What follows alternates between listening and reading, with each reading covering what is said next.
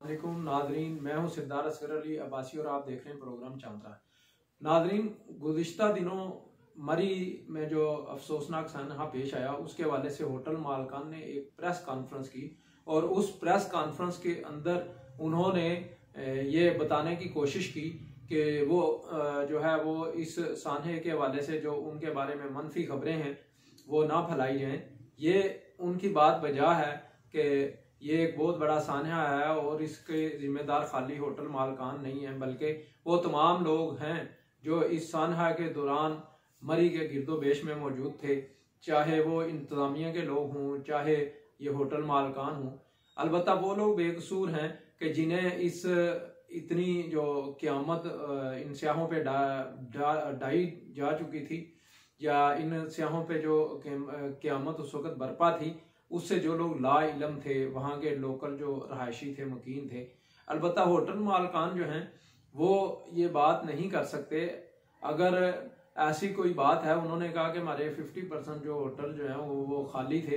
अगर वो खाली थे तो फिर स्याह वहाँ पे क्यों इस तरह के जो है वो गुफ्तगू कर रहे हैं कि वहाँ पर वो बहुत महंगे दामों जो है उन्हें कमरे किराए पे मुयसर थे। तो ये तो मरी की बात है। पाकिस्तान भर में आप किसी लारी अड्डे पे चले जाएं, आप आम दुकान से अगर कोई चीज़ 10 रुपए की लेते हैं तो लारी अड्डे पे आपको 13 की, 14 की, 15 की इस तरह मिलती है।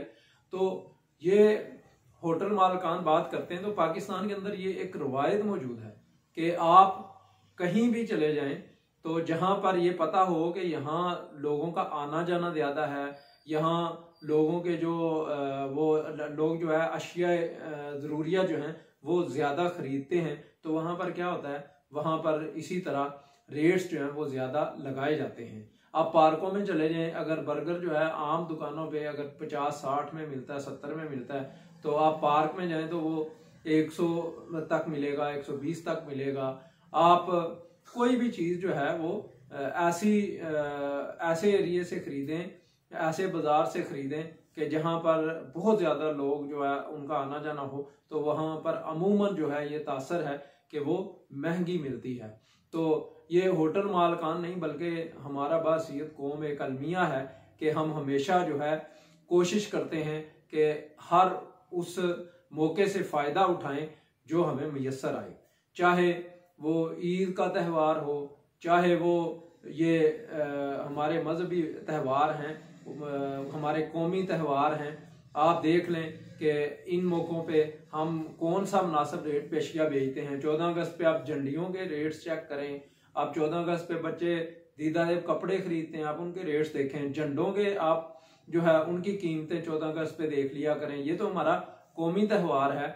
उसके बाद हम मजहबी त्यौहारों की बात करें तो आप देख लें, रमज़ान में हमारे वो जो ये फ्रूट वाले हैं, वो फ्रूट जो बेचते हैं, तो आप उनका हिसाब लगाएं कि वो क्या करते हैं। वो भी तो यही करते हैं कि पूरे साल का वो फ्रूट जो उन्होंने स्टोर किया होता है मुख्तलिफ स्टोरों में, उसे उठाते हैं और उसे ला के बेच देते हैं और उसे महंगे दामों बेच देते हैं। इसी तरह आप बकरा ईद पे चले जाएं तो जानवरों की कीमतें चेक कर लिया करें।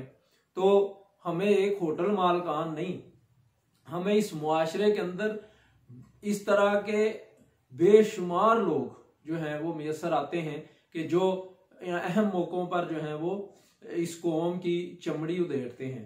तो सिर्फ इनका नहीं बल्कि हर उस शख्स का, हर उस ताजर का, हर उस पाकिस्तानी का जो है वो इख्तिसाब जो है वो होना ज़रूरी है और उसके रवैये को बेहतर करना ज़रूरी है। अब यहाँ पर बात यह है कि इन रवैयों को बेहतर कौन करेगा। इन रवैयों को हुकूमत अकेली बेहतर नहीं कर सकती। इन रवैयों को कोई सोसाइटी जो है, एक छोटी सी सोसाइटी है, वो बेहतर नहीं कर सकती, बल्कि बाहसियत कौम हम सबको अपने रवैयों को जो है वो देखना होगा और ये सोचना होगा कि जो हम करते हैं क्या ये हम अपने साथ इंसाफ करते हैं। क्या हमारा ज़मीर इस तरह के जो अलमिये जन्म लेते हैं और फिर पूरी दुनिया में हम तमाशा बनते हैं, तो क्या हमें शर्मिंदगी महसूस नहीं होती। तो एक होटल मालकान नहीं बल्कि हर फर्द को सोचना होगा कि वो जो है अपने साथ इंसाफ करे। दूसरों के साथ तो इंसाफ बाद में है, अपने साथ इंसाफ करे। और अगर वो अपने साथ इंसाफ नहीं करता तो फिर वो किसी को क्या ये शिकवा कर सकता है, किसी को क्या शिकायत कर सकता है।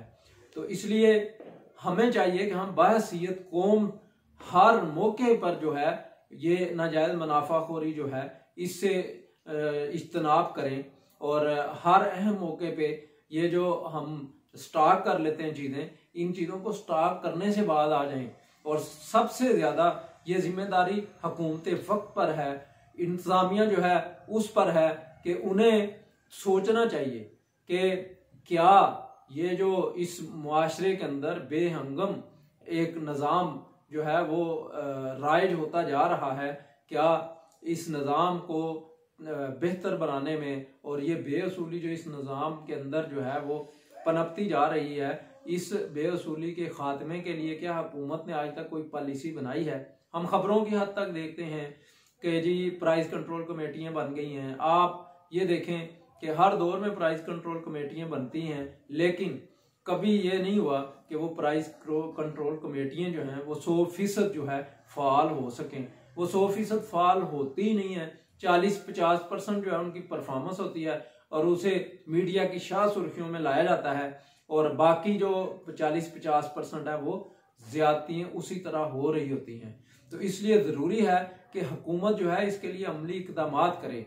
जब मुल्क के अंदर कानून का अमली तौर पर नफाज होगा, जब गरीब और अमीर का फ़र्क ख़त्म होगा, तो फिर ही ये बेअसूलियाँ ख़त्म होंगी। इसलिए बाहसीयत कौम हम सब को सोचना होगा कि हम इस वक्त जो हम कर रहे हैं, इस मुआशरे के अंदर जो हम नई नई रवायात जो हैं वो उनको उनकी एक तारीख रकम कर रहे हैं, क्या तारीख के औराक पे जब ये लिखी जाएंगी तो उस वक़्त वो जो एक मनफी एक रवैये और मनफी जो सोच हमारी तारीख पढ़ने वाले जो हमारी आने वाली नस्लें हैं उनके अंदर जो है वो जन्म लेगी, तो तब जो है वो हमारा नाम किस लाइन में आएगा, नेगेटिव लोगों में आएगा या पॉजिटिव लोगों में आएगा? तो यकीनन नेगेटिव लोगों की लिस्ट में हमारा नाम जाएगा।